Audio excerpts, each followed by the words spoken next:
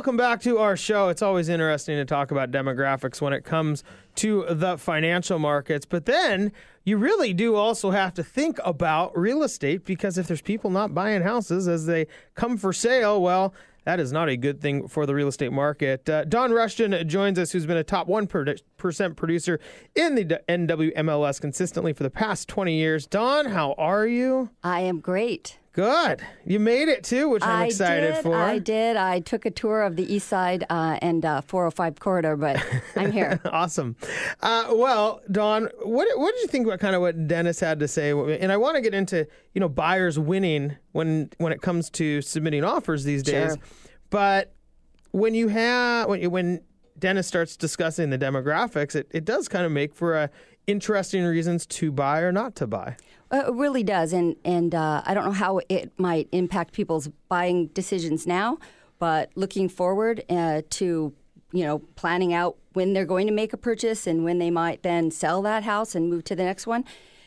That kind of information is really helpful, but at the same time, it's really hard to predict unless you are know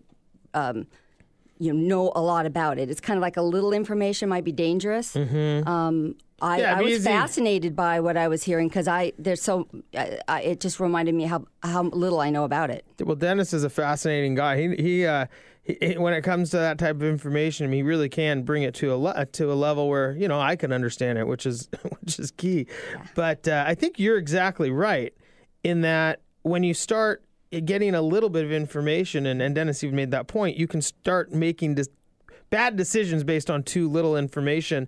And when people are out buying houses, mm-hmm. oftentimes, they do have to digest a lot of information, don't they? They really do. And again, one thing that Dennis said that is true about the house buying process too is you don't want to overthink it, and you don't want to make decisions based on something that you think you know. So you want to try to get as much information as you can, get yourself educated, but not take the advice of people that you trust and choose the right people to help you make those decisions. And, in our monologue, we were discussing that preparation part because I don't sell houses every day. You do. And so turning to somebody who can really help you make those decisions, whether it's a real estate agent or broker, or that's going to be a really big key part. If you're going to choose somebody to help you buy a house, what do you think are some of those key components to bring you the correct information in a broker? Well, if you're out shopping for houses right now, you know that you're in a real competitive atmosphere. There are more buyers than there are houses. Supply demand, it's Econ 101. You might find yourself competing with other well-qualified buyers for the same property. And that's, buying a house is a real emotional decision. Having to compete for it just to buy a house after we've just come off of several years of a buyer's market, it can be confusing and stressful for a buyer if they're not prepared. Kind of like the end of the Seahawks game. It was confusing and stressful, right? I was waiting for that analogy. It was like up and down. I was going to say something, but, I thought it might be kind of a sore subject. I'm sorry. But that would be how it would feel if you went out shopping for houses. You finally qualify. You've got a great lender. You align yourself with an agent. Now you're out there looking for houses. And you think you've won. You find just the perfect one, and so you sit down, you write it up, you sign the paper, you go home and start celebrating.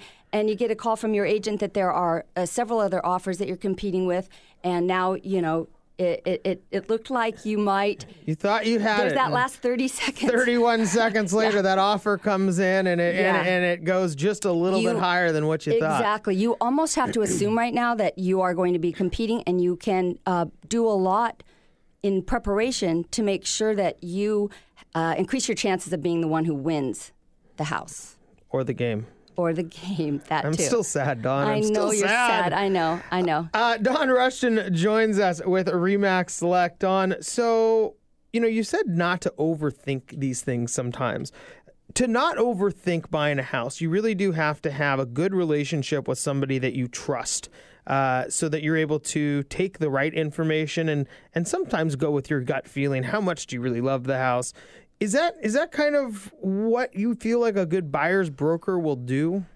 Well, it's up to the agent that you choose. You want to choose an agent who knows a lot about the area that you're targeting, that has a professional network of other agents that they communicate with about upcoming things, maybe things that aren't quite on the market, but they might be coming on the market soon, so that you can have information ahead of time so that when you get an opportunity or you see the house that you want, that you don't need to take time. You might not get a couple of days to think about it. You need to make a decision. So the more information you have in advance, the better. Now, if you align yourself with a broker who knows these things and can spend a few hours even answering your questions, making sure that all your questions about an area, for instance, are answered so that that's not one of the conditions on your contract, that it's subject to neighborhood review or reviewing Which the is really CC&Rs. the walk away for any reason clause. You want to remove the conditions.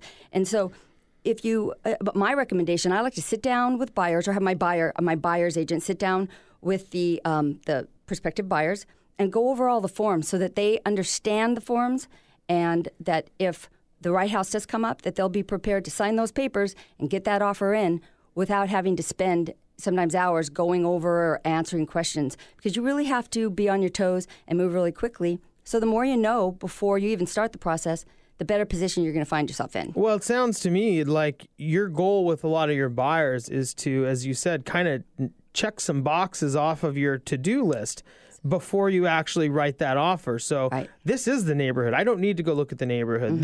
I understand the real estate contract, and there's only 4 or 5 different pieces of it that may pertain to this house. And that allows you to move a lot faster than maybe your competition, again, if you're trying to win the battle. Yeah, and on the financial side of things, you want to be prepared. You want a mortgage broker that you're working with that has already pre-approved you and possibly even taken you through underwriting, so that your letter that lender prepares for you that goes in with your offer is rock solid, that it's conditioned only upon acceptable title and appraisal, but you as a borrower are ready to go. The money's waiting for you. That kind of language in a letter can win you the house too. And even having the lender call the selling agent as well, or the listing agent, in order to even further that the strength of that letter. When you talk about homework, a lot of people are going to prepare by doing their homework. I think that's just how people say it, right? You do your homework. Right. What is some of the homework that you think is important for buyers before they maybe, embark on the home buying journey? Well, narrowing down the areas you want to live in, and it's a process. I mean, first of all, find an agent who understands that you need information and that's going to be willing to sit down, relax, and take the time, that it's not all about, let's go out, let's make a buying decision right now. Spend that time in advance. That's the kind of lender you want to work with. That's the kind of agent that you want to work with that want to help you get there. But when the time comes and you have all your facts lined up and you're out and you're ready to make a buying decision, having, like you say, have done your homework, knowing the forms, having spent time with your agent, and making sure that they understand what it is you want, removing any conditions that you can about a neighborhood or an area. You know what the CC&Rs are. So when that offer comes in, and perhaps there's 2 others, yours has always an inspection, but a short one. No conditions based on, reviewing things that you could have already known about. And, of course, there's, the price piece, too.